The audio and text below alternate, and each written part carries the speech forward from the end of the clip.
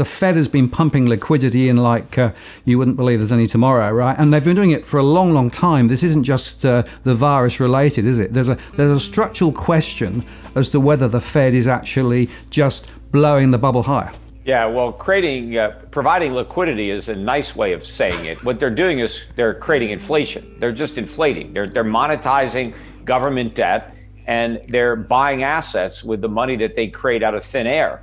And the goal is to prop up those asset prices, but also to enable massive U.S. government spending. In fact, the U.S. government is spending more money that the Fed prints than it collects in taxes. And so we're trying to keep this whole pyramid from collapsing. But eventually, it's going to happen. And the fact that they delay the day of reckoning with this policy just means that when that day arrives, we have a lot more to reckon with. And so it's a much bigger crisis than would have been the case, had we faced the music years ago. And of course, it's not just the Fed, but central banks around the world are following suit. Here in Australia, the RBA took their rates to 0.1% and announced a quantitative easing program. We've got the same going on, of course, in Japan and in the Eurozone and in the UK. So everybody's just going down the same path. Right, but I think they're following the Fed's lead because everybody is afraid of having normal interest rates because nobody wants their currency to appreciate, which seems counterintuitive because a strong currency is a good thing.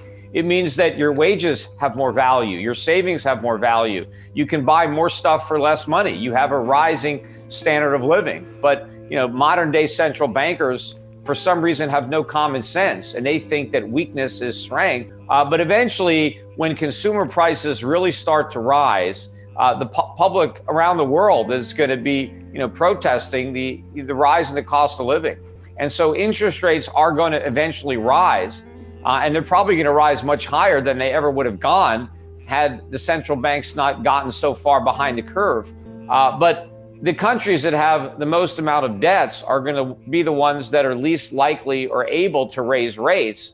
And so inflation is going to just ravage those economies. And if I think about that liquidity that's been created, a lot of it's flowed back into the stock markets and into bond purchases and those sorts of things. So it's not necessarily hitting the real economy directly.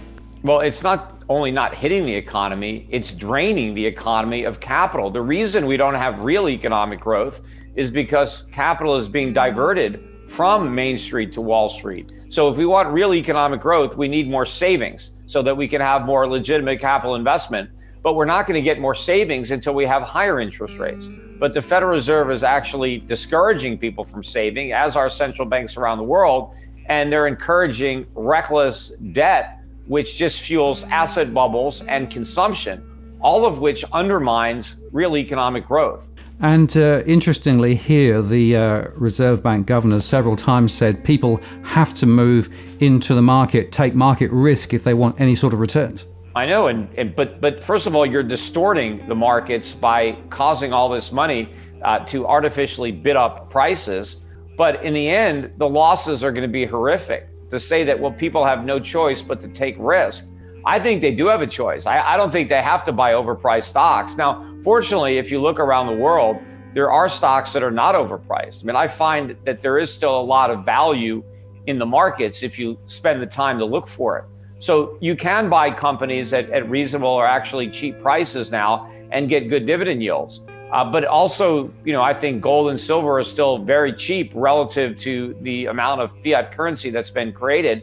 And I think there's a lot of opportunities in the mining sector. I think a lot of these stocks are going to be raising dividends significantly over the years. I think their cash flows are going to improve dramatically as the price of gold rises much faster than the cost of producing it. Before we continue, help us by smashing that YouTube like button and subscribe now to this channel. This shows the algorithm that you value the information, and it helps us spread this message. Sharing is caring. Please like and subscribe now. Thank you. And now let's continue. And Australia will be a main beneficiary of the remonetization of gold because there's a lot of gold in the ground to be mined and other resources. I think you're going to see a boom in natural resources. All sorts of minerals that Australia has in abundance are going to be in demand. And so the economy is going to pick up. But I particularly think that the Chinese are going to be even better customers in the future than they were in the past. I mean, once they stop wasting their money on U.S. treasuries and U.S. mortgages, and the Chinese consumers actually start to spend more of what they produce as opposed to loaning it to Americans, you're going to see major demand for raw materials in China. And I think trade is going to increase dramatically between Australia and China, as trade is diminished with the United States. So I think both Australia and China will trade less with the United States, but they'll end up trading more with each other. Let me just come back to gold for a second, because obviously a number of central banks around the world have been acquiring gold. And in fact, many other people, even in some Asian countries particularly. What do you think is there a sort of a drift away from the US dollar? Well, absolutely. I mean, right now it's a drift, but it's going to gather momentum. I mean, the smart central banks are buying. But what I think we are headed for is a remonetization of gold. The U.S. took the world off the gold standard with Bretton Woods. But then we broke our commitment to the world in 1971 by defaulting on gold backing. The U.S. dollar never would have been accepted as the world reserve currency, but for its convertibility into gold. That's what made the dollar as good as gold. So I think the next step, now that we have so massively abused the privilege that the world has given us, I think the next step is for the world to go off the dollar standard and back to the gold standard, which is the standard it was on prior to Bretton Woods, because currencies need to be backed by something. So when currencies were backed by gold, they were backed by something real. When currencies that were backed by the dollar, that was backed by gold, they were still backed by something real. Through the dollar, the world was still on the gold standard. But now you have currencies backed by dollars that are backed by nothing.